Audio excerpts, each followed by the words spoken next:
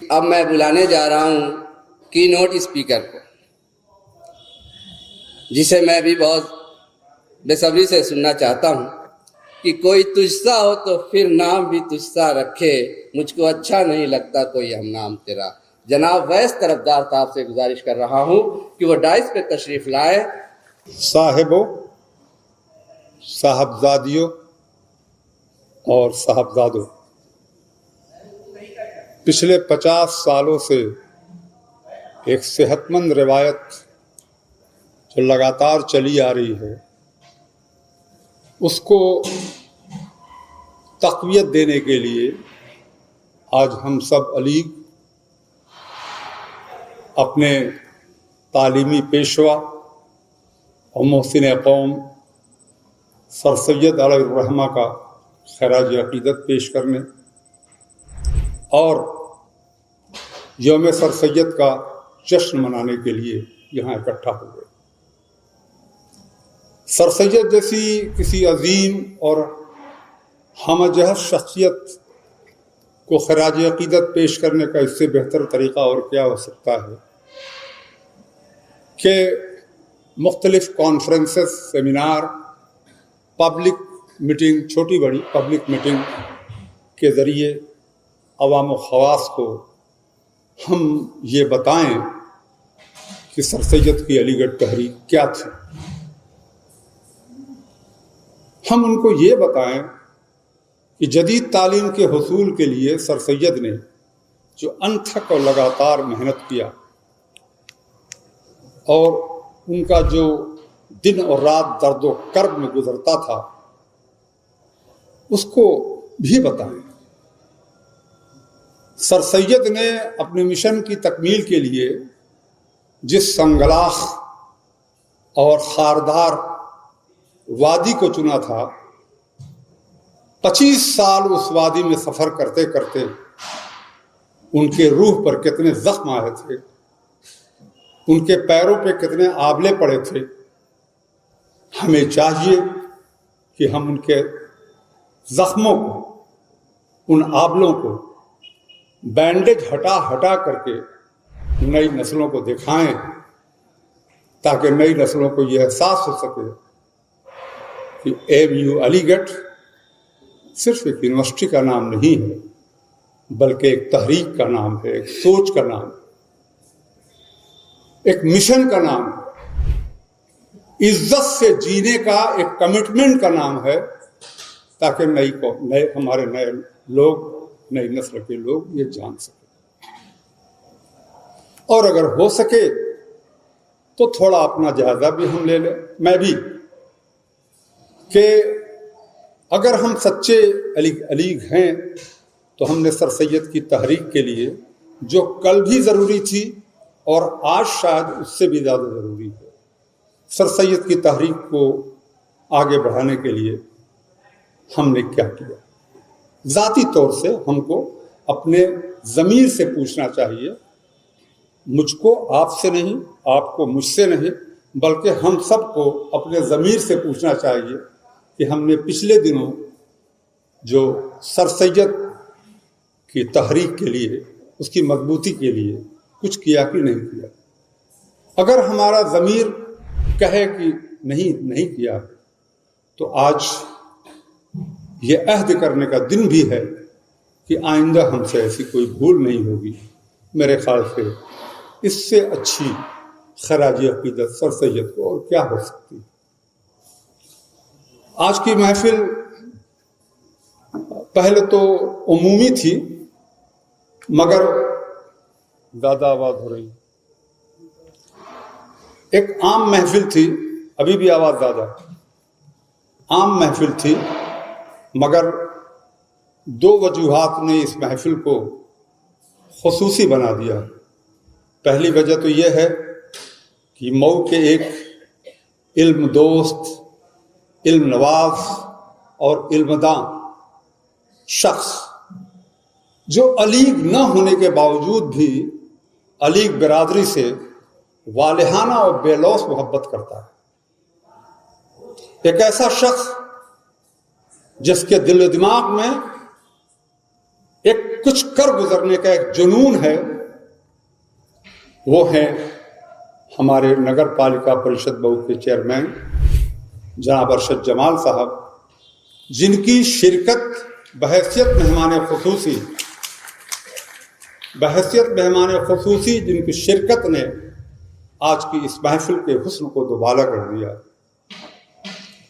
اس کی دوسری وجہ یہ ہے کہ ہمارے مئو کے تعلیمی آسمان کے ستاروں، چاند ستاروں، جنہوں نے اپنے محنت کے بل پر بڑی کامیابی حاصل کیا ہے اور ملک کے مائناز اور پریسٹیجیس کمپٹیشن میں کوالیفائی کر کے اس کے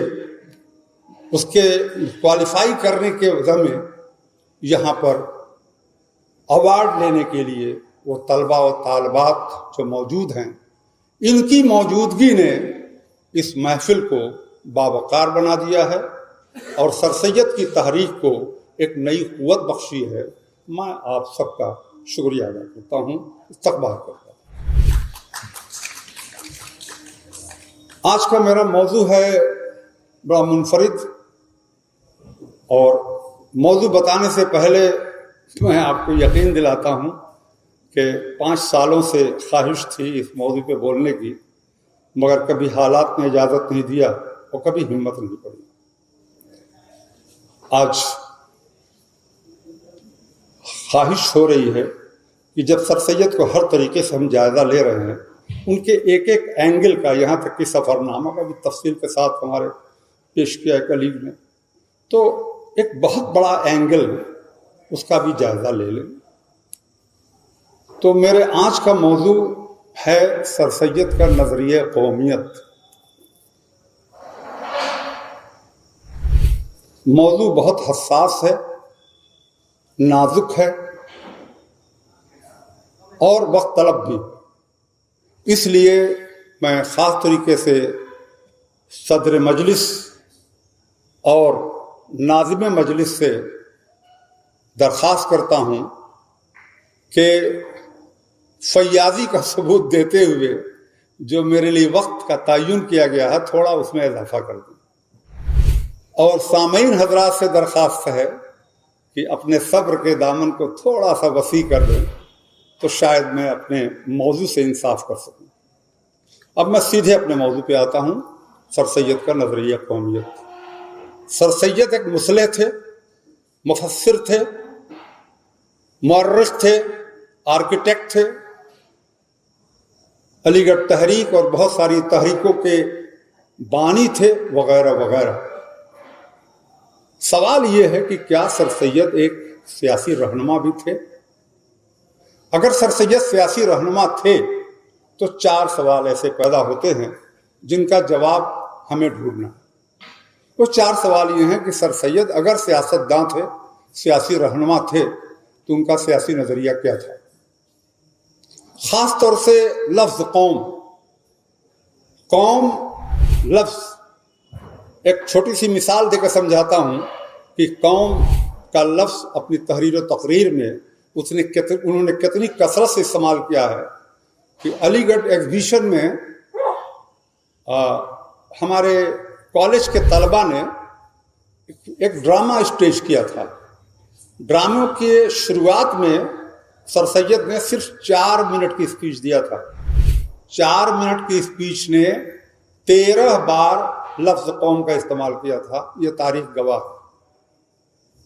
تو جو لفظ قوم ان کے اعصاب پہ سوار تھا، سر سید کا اس سے مفہوم کیا تھا؟ کیا وہ انڈو پاک کے سبھی، پہلے وہ ہندوستان بٹا نہیں تھا تو انڈو پاک بر صغیر کو کہیے، بر صغیر کے سبھی انسانوں کو ملا کر کے ایک قوم سمجھتے تھے، یا اس خطے کے رہنے والوں کے عقیدے اور طریقے عبادت کی بنیاد پر ان کے قوم کا تصور تھا؟ بہت اہم اور بنیادی سوال ہے۔ سب کو یا کسی خاص طریقے عبادت کی بنیاد پر ان کے قوم کا تصور تھا؟ تیسرا سوال، متحدہ قومیت یا 2 قومی نظریہ، 1 نیشن اور 2 نیشن تھیوری پر ان کی رائے کیا تھی؟ चौथा सवाल सबसे अहम और हसास, हिंदुस्तानी मुसलमान जिन हालात से गुजर रहे हैं, क्या इसका ताल्लुक बिलवास्ता या बिला वास्ता, डायरेक्टली और इनडायरेक्टली सर सैयद के नजरिए कौमियत से भी है? इन्हीं सवालों का जवाब हमें तलाश करना है। मैं आप लोगों से पहले ये अर्ज कर दूं, जवाब देने से पहले ये अर्ज कर दूं कि मुझे पूरी तरीके से इस बात का एहसास है कि हम सब अलीगेरियन सर सैयद के तय कितने हसास हैं। हम सब सर सैयद के अकीदतमंदों में से हैं, सर सैयद हमारे हीरो हैं, मगर तारीख की सच्चाइयों से भी इनकार नहीं किया जा सकता, तारीख की सच्चाइयों से मुंह नहीं मोड़ा जा सकता। तो अब जो भी मैं जवाब में कहूंगा वो मेरे अपने ख्यालात नहीं हैं, बल्कि बर्रे सगीर और यूरोपियन राइटर्स की किताबों से माखूज। मिसाल के तौर पर हाल ही की हयात जावेद,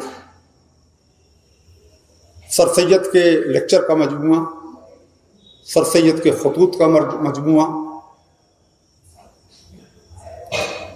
डॉक्टर रफीक ज़करिया की the rise of Muslim in Indian politics, the rise of Muslims in Indian politics, doctor Rafiq Zakaria, doctor Tarachand की the history of freedom movement in India, doctor Majumdar की the history of freedom movement of India, और पाकिस्तान के एक मशहूर senior bureaucrat और नहायत ही बावकार कलमकार मुख्तार मसूद की हर्फ शौक, और आखिर में पंडित नेहरू की डिस्कवरी ऑफ इंडिया और पंडित नेहरू की एनाटोमोग्राफी। मेरी जो बातें हैं मैंने इन्हीं सब किताबों से इस्तेफादा किया जो आपके सामने रख रहा हूं। तो सबसे पहले मैं आता हूं कि इन किताबों ने क्या बताया है। जैसे मिसाल के तौर पर अगर आप देखें तो मुझे सबसे ज़्यादा हैरत ये हुई कि जब इन किताबों का मुताला किया तो मुझे लगा, बल्कि बहुत बड़े मौर्रखीन को भी लगा, कि सर सैयद के नज़रिए कौमियत पर पूरा बर्रे सगीर और यूरोप दो धड़ों में तकसीम है। और इस पर हैरत ज़्यादा हुई कि हिंदुस्तान के ज़्यादा मौर्रखीन और कलमकारों ने, जिसमें ज़्यादातर हिंदू शामिल हैं, उन्होंने सर सैयद को मुत्तहदा कौमियत का अलमबरदार कहा।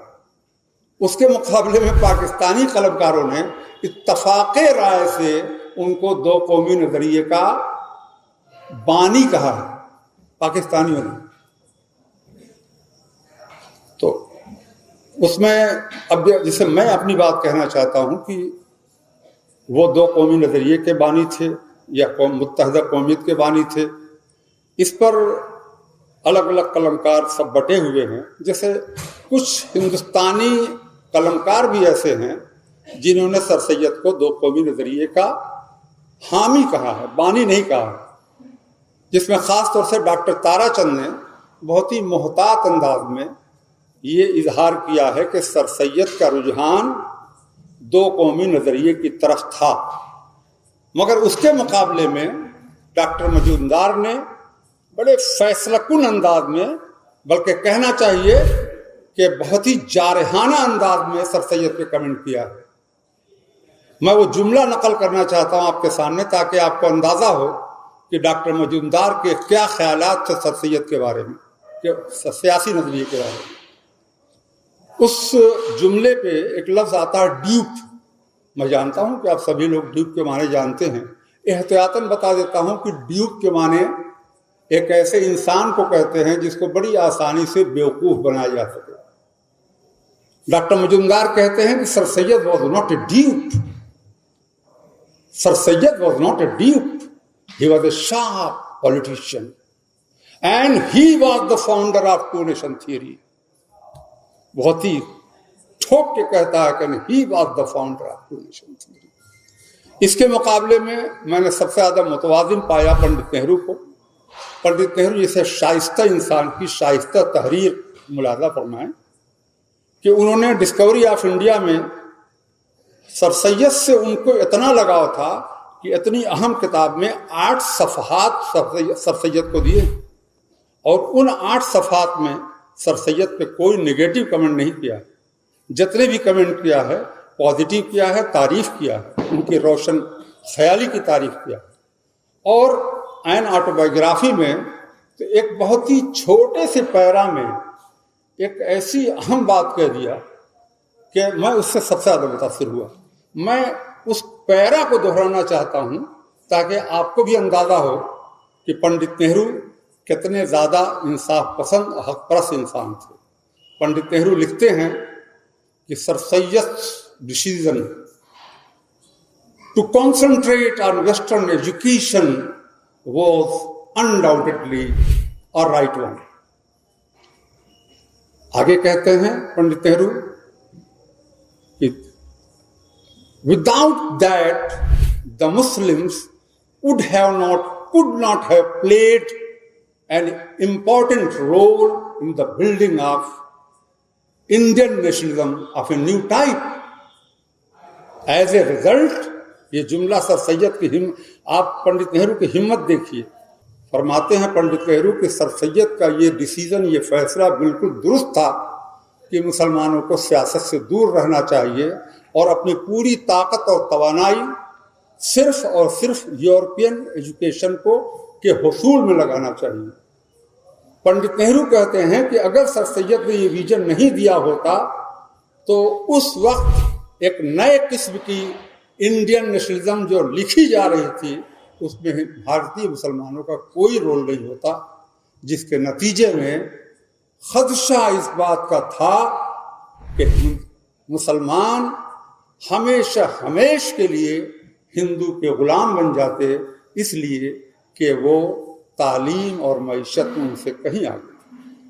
سر سید کے قومی نظریے پر کسی نتیجے پر پہنچنے کے لیے جتنے میں نے حوالے دیے ہیں ان سے متاثر ہوئے بغیر میں سمجھتا ہوں کہ اس کا سب سے اچھا طریقہ ہوگا کہ سر سید کی تقریر اور تحریر سے ہی ہم اس کے جواب ڈھونڈیں تو زیادہ بہتر ہوگا، اور میں سمجھتا ہوں کہ آپ کو بھی اتفاق ہوگا کہ سر سید کی تقریر اور تحریر کو بنیاد بنایا جائے اور ان سوالات کا جواب ڈھونڈا جائے۔ اس کے لیے مجھے سب سے بہترین کتاب جو نظر آئی وہ سر سید کے لیکچر کا مجموعہ ہے۔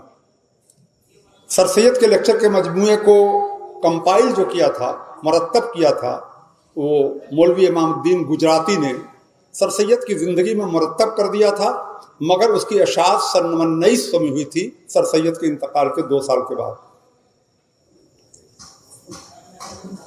آپ کو سن کے حیرت ہوگی اس کا دوسرا ایڈیشن 110 سال کے بعد، اتنی قیمتی کتاب کا دوسرا ایڈیشن سن 2010 میں آپ کے سر سید اکیڈمی نے شائع کیا تھا۔ میں اسی کتاب کے کچھ حوالے دینا چاہتا ہوں۔ اس کتاب سے پڑھنے پر اس میں 82 لیکچر ہیں سر سید کے، کچھ تو بہت مختصر ہیں اور کچھ اتنے طویل ہیں کہ 60-70 صفحات پر بھی آ نہیں سکے۔ اس میں نے جب ان 82 لیکچرز کو جو انالائز کیا یا شارٹ لسٹنگ کیا تو اس میں 22 لیکچر مجھے ایسے ملے جس میں سر سید نے لفظ قوم پر بحث کیا۔ ان 22 لیکچرز میں سے صرف 3 لیکچرز کا اقتباس آپ کے سامنے پیش کر رہا ہوں۔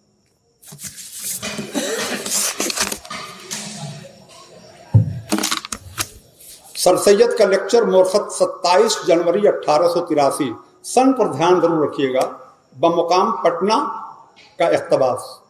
اے میرے دوستو، تمہارے ملک ہندوستان میں 2 مشہور قومیں آباد ہیں جو ہندو اور مسلمان کے نام سے مشہور ہیں۔ ہندو ہونا یا مسلمان ہونا انسان کی اندرونی خیالات یا عقیدہ ہے جس کا بیرونی معاملات سے آپس کے برتاؤ میں کوئی تعلق نہیں ہے۔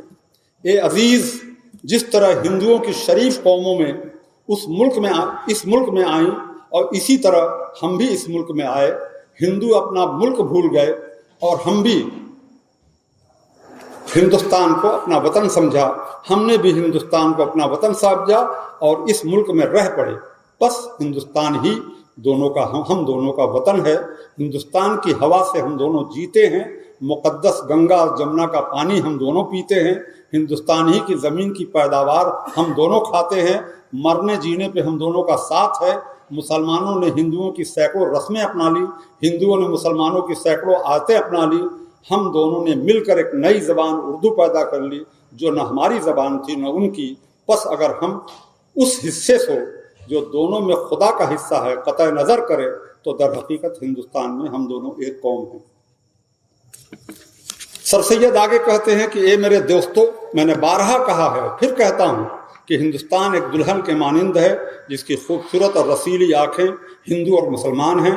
اگر دونوں نفاق رکھیں گے تو دلہن بھینگی ہو جائے گی, اگر ایک دوسرے کو برباد کر دیں گے تو دلہن کانی ہو جائے گی. بس اے ہندوستان کے رہنے والوں, ہندو اور مسلمانوں, آپ کو اختیار ہے کہ چاہو دلہن کو بھینگی رکھو یا کانی. سر سید کا لیکچر مورخت 27 جنوری 1884 بمقام گرداسپور پنجاب. قوم کا اطلاق, اس جملے کو سنیے گا آگے کام آئے گا. قوم کا اطلاق ایک ملک کے رہنے والوں پر ہوتا ہے. افغانستان کے مختلف لوگ ایک قوم کہے جاتے ہیں, ایران کے مختلف لوگ ایرانی کہلاتے ہیں, یورپین مختلف خیالات اور مذاہب کے ہیں, مختلف مذاہب کے ہیں, مگر سب ایک قوم میں شمار ہوتے ہیں. اے ہندو اور مسلمانوں, کیا تم ہندوستان کے سوا اور ملک کے رہنے والے ہو؟ کیا اسی ملک پر تم دفن نہیں ہوتے؟ کیا اسی زمین کی گھاٹ پر تم جلائے نہیں جاتے؟ اسی پر مرتے ہو, اسی پر جیتے ہو. تو یاد رکھو, ہندو اور مسلمان ایک مذہبی لفظ ہے, ورنہ ہندو, مسلمان اور عیسائی جو اس ملک میں رہتے ہیں سب ایک بار سے سب ایک قوم. سر سید کا لیکچر مورخت 3 فروری 1884, یہ آخری لیکچر ہے. لفظ قوم سے میری مراد, ذہن میں رکھیے گا, لفظ قوم سے میری مراد ہندو اور مسلمان دونوں سے ہے. یہی معنی ہے جس میں میں لفظ نیشن کی تعبیر کرتا ہوں. میرے نزدیک یہ امر چندہ لحاظ کے قابل نہیں ہے کہ ان کا مذہبی عقیدہ کیا ہے, کیونکہ ہم اس سے کوئی بات دیکھ نہیں سکتے, اللہ کی بات. لیکن ہم جو بات دیکھ سکتے ہیں وہ یہ ہے کہ ہم سب خواہ ہندو ہوں یا مسلم ایک ہی سرزمین پر رہتے ہیں. یہی مختلف وجوہات ہیں جن کی بنیاد پر ان دونوں قوموں کو جو ہندوستان میں آباد ہیں میں ایک لفظ سے تعبیر کرتا ہوں. وہ لفظ ہے ہندو, یعنی ہندوستان کے رہنے والی قوم. یہ 4 میں نے اقتباسات پیش کی.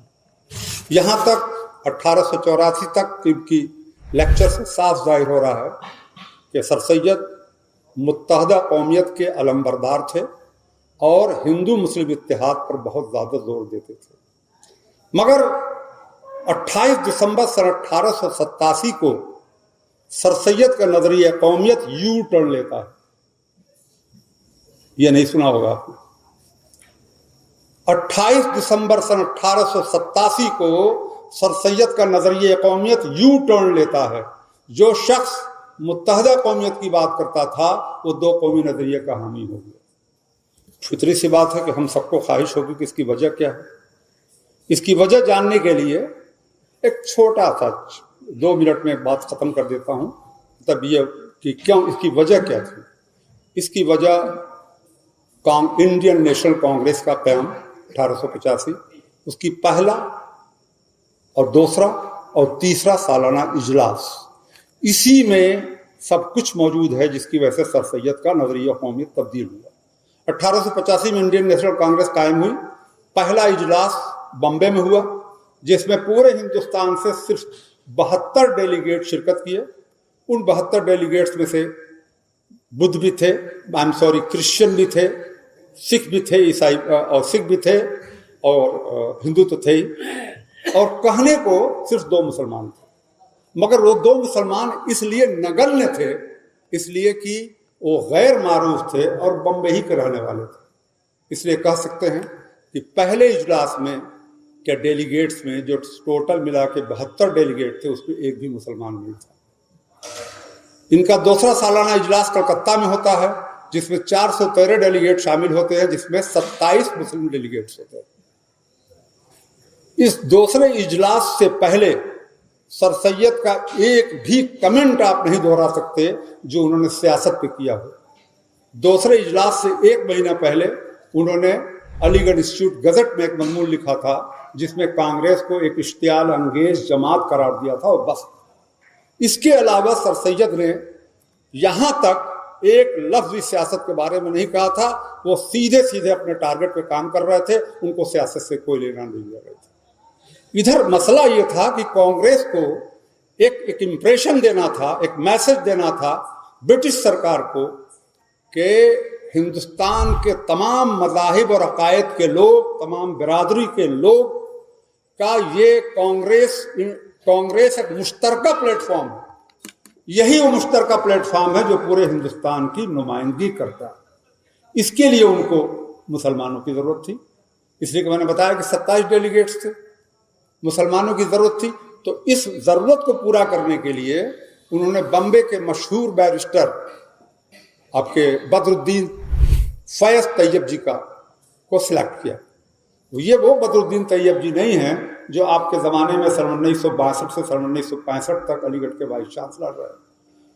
یہ وہ طیب جی ہیں جو بمبے ہائی کورٹ کے پہلے مسلم بیرسٹر ہیں اور مسلمانوں کے زبردست یہ طاقتور لیڈر تھے. ان کو صدارت کے لیے راضی کیا. اجلاس مدراس میں ہونا طے پایا, اجلاس ہوا اور بدر الدین فیض طیب جی نے اس کی صدارت کیا, اور ان کی وجہ سے بہت بڑی مسلمانوں کی تعداد نے بھی اس میں شرکت کیا. ٹھیک اسی دن 28 دسمبر سن 1887 کو لکھنؤ میں سر سید کا قائم شدہ مسلم ایجوکیشنل کانفرنس کا اجلاس چل رہا تھا. 28 دسمبر سن 1887 کو لکھنؤ میں چل رہا تھا. جب سر سید کو یہ خبر لگی کہ بدر الدین طیب جی نے صدارت کیا اور ہزاروں مسلمان شامل ہوئے, بس وہ آپا کھو گئے اپنا. اور انہوں نے لکھنؤ میں جو کانفرنس چل رہی تھی اس میں ایک بہت ہی طویل جوشیلی تقریر کیا. وہ تقریر جب اخباروں میں آئی ہے تو پورے ہندوستان نے بلکہ انگلینڈ تک دھوم مچ گئی. صرف ایک تقریر نے پورے ہندوستان کے چھوٹے موٹے سیاسی رہنما جو تھے لگ بھگ سب نے سر سید کو اپنا سیاسی رہنما تسلیم کر لیا, صرف ایک اسپیچ نے. میں اس اسپیچ کے کچھ حصے آپ کے سامنے رکھنا چاہتا ہوں جو انہوں نے 28 دسمبر سن 1887 کو کہا تھا. ذہن میں رہے کہ اب تک میں نے 4 جو بتائے ہیں اس میں سر سید نے قوم کے بارے میں کیا کہا. آپ فرماتے ہیں کہ اگرچہ ہندو اور مسلمان ایک ہی کنویں کا پانی پیتے ہیں, ایک ہی شہر کی ہوا میں سانس لیتے ہیں اور زندہ رہنے کے لیے ایک دوسرے پر انحصار کرتے ہیں, پھر بھی دونوں کی حیثیت 2 علیحدہ قوم کی ہے. پھر بھی دونوں کی حیثیت 2 علیحدہ قوم کی ہے. نمبر 2,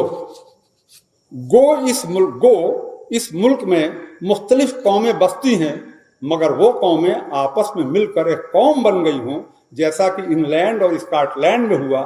انگلینڈ اور اسکاٹ لینڈ میں 2 مختلف قومیں تھیں, دونوں میں بڑی بڑی لڑائیاں ہوئیں مگر وہ زمانہ جاتا رہا. اب دونوں ایک قوم بن گئی ہیں مگر ہمارے ملک میں ایسے حالات نہیں. نمبر 3, آگے فرماتے ہیں کہ فرض کیجئے, غور کریے بہت اہم بات ہے, فرض کیجئے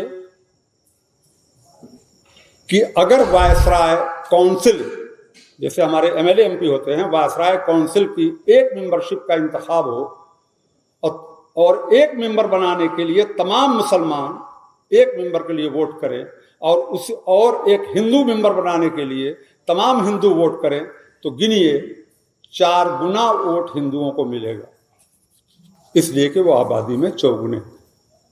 یہ اس کا چھوٹا سا اقتباس پیش کیا میں نے. پھر اس کے بعد ان کا نظریہ وہی رہ گیا. جنوری سن 1888 میں بدر الدین طیب جی کو جو صدارت کیے تھے, ان کا خط لکھا ہے ان کو. ویسا اس خط میں آپ طنز دیکھیے اور غصہ دیکھیے سر سید کا. جو بدر الدین طیب جی نے جو صدارت کی تھی مدراس کی, اس پہ لیٹر انہوں نے لکھا ہے, وہ جنوری سن 1888 میں لکھا.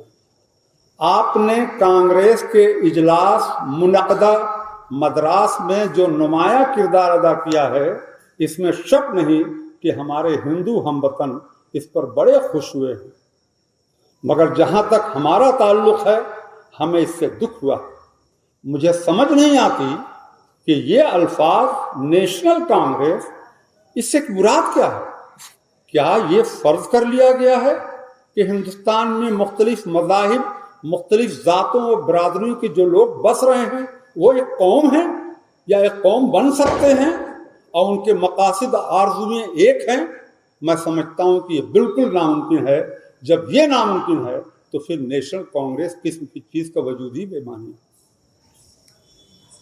مرخص 16 مارچ سن 1888 کو میرٹھ میں سر سید کے لیکچر کا اختتام۔ فرض کرو تمام انگریز اور انگریزی فوج ہندوستان چھوڑ کر چلی جاوے، اپنے توپ خانے، اپنے ہتھیار جہاد پر لاد کر لے جاوے، تو ہندوستان میں کون حاکم ہوگا؟ کیا ایسی حالت میں ہندو اور مسلمان دونوں قومیں ایک گدی پر بیٹھ کر برابر کا درجہ پا سکیں گی؟ ہرگز نہیں۔ ضرور ہوگا کہ دونوں میں سے ایک دوسرے کو مغلوب کرے گا، اور یہ چاہو کہ دونوں برابر رہیں، یہ ناممکن ہے۔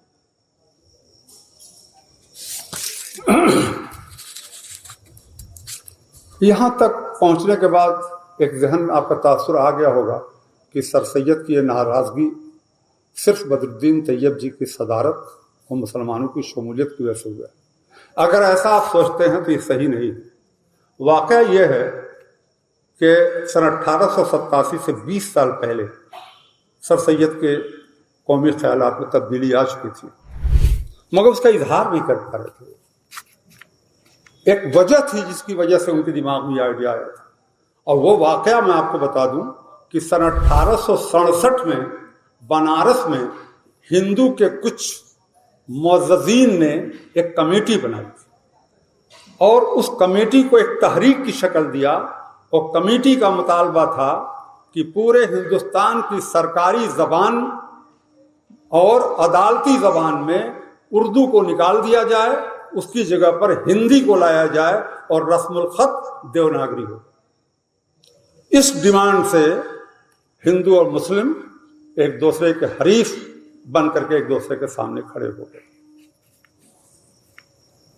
ٹھیک اسی دن، اسی زمانے میں سر سید علی گڑھ کے جج ہوا کرتے تھے، اور مسٹر شیکسپیئر جو ان کے دوست تھے وہ کمشنر تھے، اور ان کی محفل اکثر جمع کرتی تھی۔ ایک دن شیکسپیئر نے سر سید سے کہا کہ آج کیا بات ہے سید کہ تم صرف مسلمانوں کی فلاح و بہبود کی بات کر رہے ہو، تم تو ہمیشہ پورے ہندوستان کے لوگوں کی فلاح و بہبود کی بات کرتے تھے۔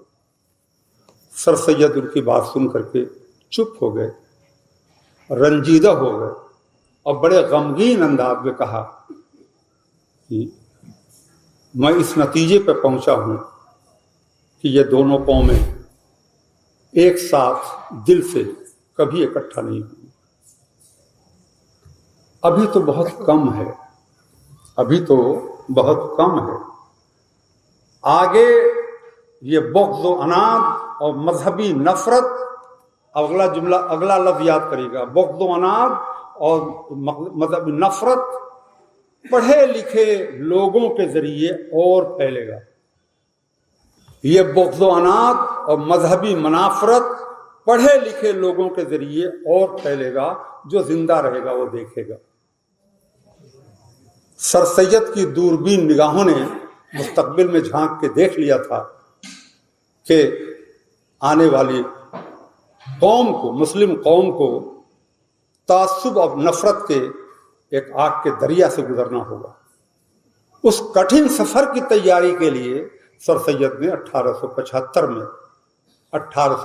میں کالج کی بنیاد رکھی تھی، اس کٹھن سفر کو آسان بنانے کے لیے۔ خواتین و حضرات،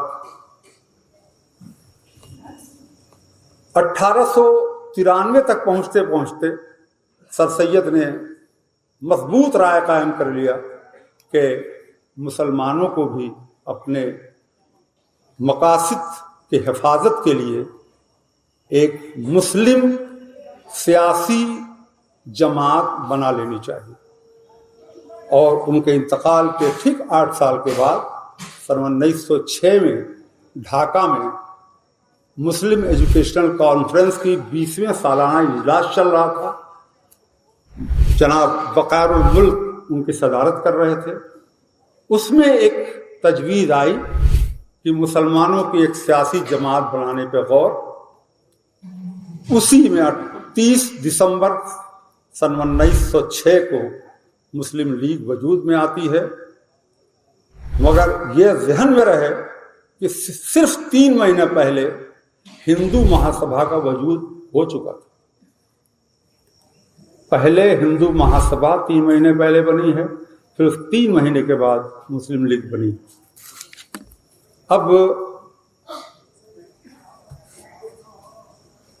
मजहबी तासुब और नफरत के ज्वालामुखी पे कायम जो कौमी सियासत, उसका जो फितरी अंजाम होना चाहिए था वही हुआ, और देश सन 1947 में मजहब की बुनियादों पर तकसीम हो गया। आखिरी नतीजे पर पहुंच रहा हूं कि मैं इस तकसीम से मुतासिर होने वाले लोगों को 4 गिरोह में तकसीम करता हूं। पहला गिरोह हिंदुस्तानी हिंदू, दूसरा गिरोह पाकिस्तानी मुसलमान। ये दोनों गिरोह सैकड़ों मसाइल से घिरे हुए हैं, फिर भी खुश हैं, मुतमईन हैं और अपने आप को महफूज समझते हैं। तीसरा गिरोह हिंदुस्तानी मुसलमान और पाकिस्तानी हिंदू। ये उन बेकसूर लोगों का, इंसानों का गिरोह है जो अपनी नाकर्दा गुनाहों की सजा 75 साल से भोग रहे और पता नहीं कब तक भोगना पड़ेगा।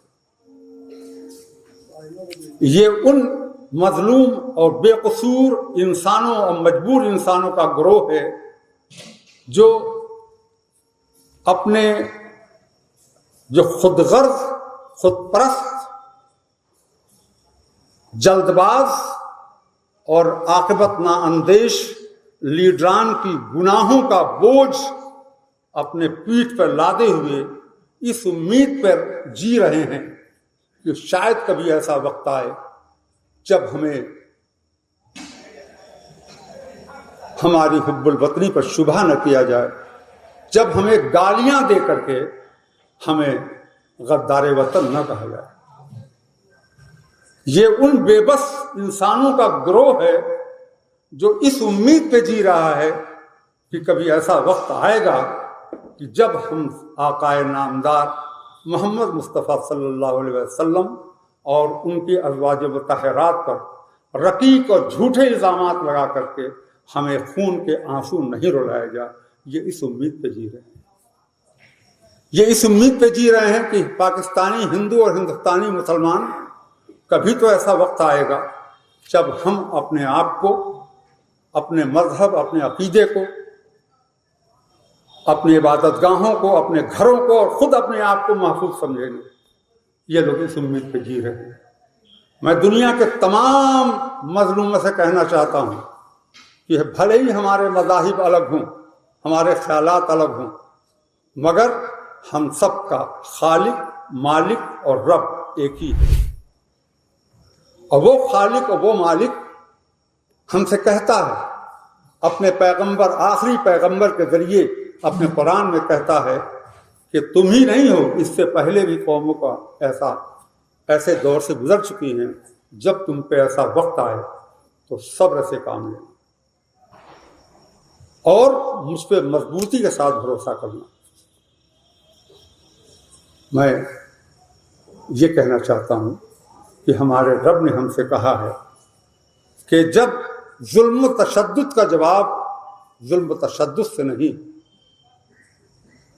नफरत, गुस्से और दीवानगी से नहीं, बल्कि सब्र तहम्मुल और हिकमत अमली से देंगे, तो मेरे रब का वादा सच्चा है कि हमारा रब उनको तन्हा नहीं छोड़ेगा। शर्त यह है कि हम अपने रब के उस हिदायत पे अमल करें। मैं कुरान की एक छोटी सी आयत पर अपनी बात खत्म करता हूँ। बिस्मिल्लाहिर्रहमानिर्रहीम, इय्याका नअबुदु व इय्याका नस्तईन। ए अल्लाह, हम सब तेरी ही इबादत करते हैं, اور تجھے سے مدد مانگتے ہیں۔ اللہ خیر، اللہ خیر، اللہ خیر۔ شکریہ۔